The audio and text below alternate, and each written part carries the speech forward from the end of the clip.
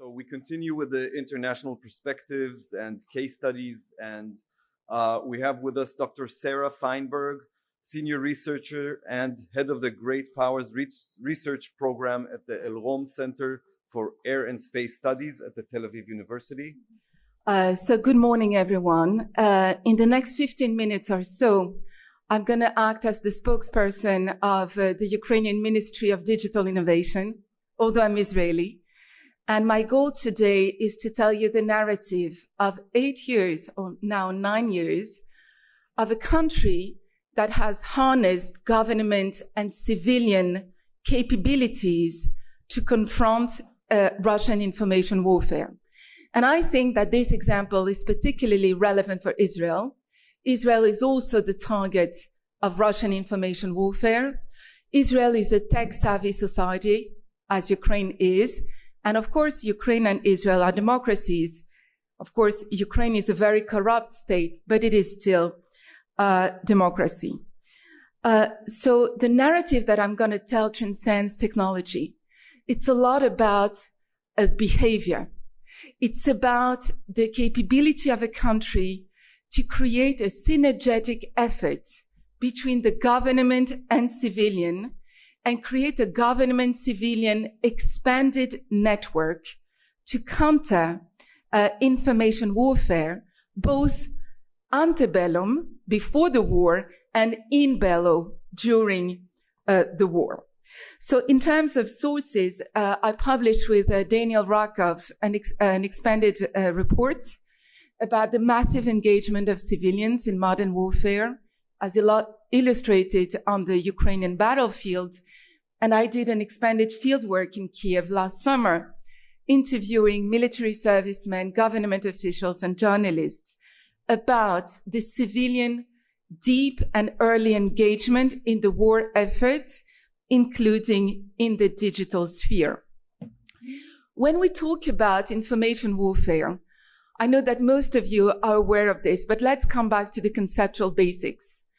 When Ukraine is confronting Russian information warfare or Russian information confrontation, to quote the Russian approach, it has to deal with a holistic and continuous pressure on its own system, containing mainly, as Professor Dima Adamski argued in his latest book, The Russian Way of Deterrence, a technological informational dimension and a psychological informational dimension.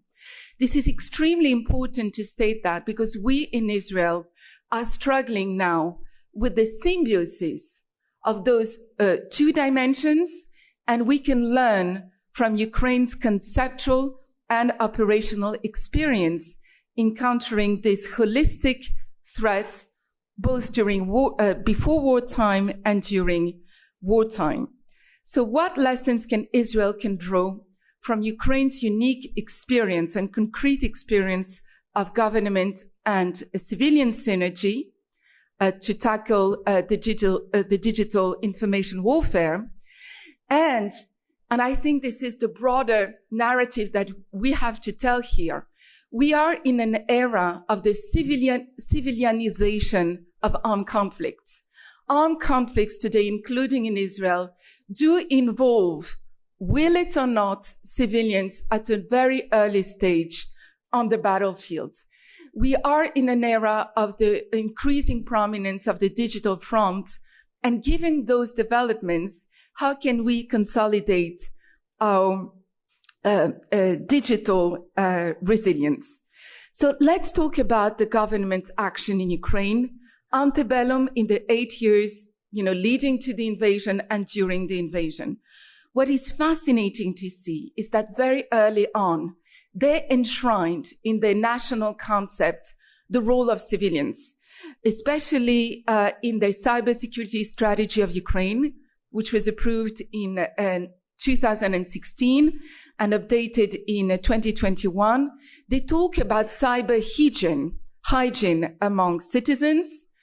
And very early on February 26, 2022, the Ministry of Digital Innovation, led by the tech-savvy young minister Mikhail Fyodorov, created the IT army of Ukraine. On February 26, you have 500,000 people coming from the hacktivist community, the expert community that were enrolled by the government to help both in defense and in offense against Russian information warfare. In the action plan of 2024 of Ukraine's cybersecurity strategy, they said that the cyber domain is not a narrow military spatial agency task, it's a whole of a nation endeavor, meaning government, civilians, and also AI.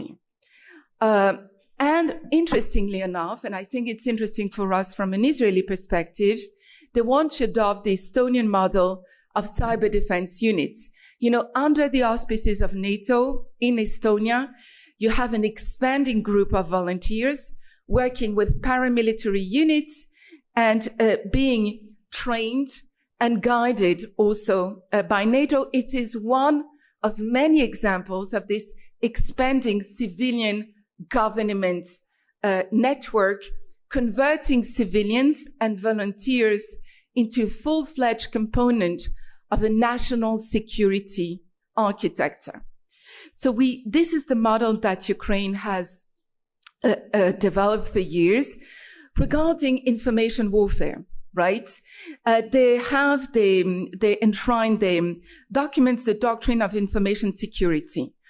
During the first days of the war, they created a special channel, which is called Marathon of Ukraine, which was government centralized TV channel broadcasting 24/7 that was meant to distill government sanctioned information against Russian disinformation and disorientation.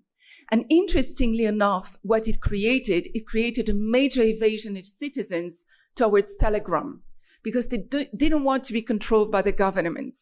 And this is one of the many examples of the built-in dilemmas of democracies when you have to deal with fake news, especially during an invasion in times of war against Russia. You don't know how to control the information space. Another very important tool that was created is DIA. In 2020, the Office of Digital Transformation created this iPhone application or mobile phone application, enabling all the citizens of Ukraine to directly communicate with 120 government agencies. When it comes to reporting war crimes, when you have to report about your status as an IDP, when you have to report about your damaged property, when you have to report about fake news, you do have an address. You do have a continuous space which connected the government, the civilians, and the military during the war, even in the war conflicts, you know, and even partially in the occupied territories. And all of this was enabled, was continuous, thanks to the umbrella of Starlink. So we have a story of civilians becoming grassroots smartphone militias that weaponize the digital space in order to help the government reach their own strategic goals. They endorsed a wide variety of roles through digital platforms, making intelligence collection that were directly transferred to the military, early warning of activation of air defenses, and grassroots wartime reporting. This was a major problem in Israel. A week after the October 7th, I went to Be'eri and Kfar Aza and to many places because we launched trials in Europe to represent the families. And the process was very, very long in Israel. It was government control, while in Ukraine it was decentralized and enabled very, very quickly to rally international help from the international arena. So what are the main takeaways for Israel? The first one, adopt a Russian approach. The Russian approach to information warfare is holistic, ranging from cyber, disinformation, electronic warfare, and subversion. We need, in our own strategic and operational planning, work along this continuum. We should cultivate what I call information dissidence from a very early age. And it's not sufficient to talk about this. We have to implement this in Israeli schools and adopt for this, for example, the Finnish model of introducing very, very early digital education in primary schools. And finally, we should nurture in Israel at every stage a government-civilian synergy and establish, exactly as Ukraine did, and expand mechanisms for increased government cooperation with civil society and private technology companies. We should consider the possibility of Israel enlisting an army of digital volunteers, both domestically and globally. You do remember the Ukrainian diaspora in California that was so involved in the war effort on the digital front. We should develop calibrated technological infrastructure so that we gain an advantage on the digital front in the civilian sphere, exactly like the Ukrainians did. And we should learn. We have very little experience in confronting the whole spectrum of cyber and information warfare. We are one of the main targets of the Russian campaign, Doppelganger. And we have to learn from the Ukrainians, the Estonians, the Latvians, the Lithuanians, the Poles, and maybe the French, and to study the best practices, including the practices that I laid out here. And at the end, Ukraine is the target of Doppelganger. Israel is the target of Doppelganger, this massive international campaign led by Russia. And we should, like Ukraine, like France, establish a national body that coordinates this supervision and limitation of foreign interference based on civilian creativity, civilian expertise, and civilian knowledge. Thank you.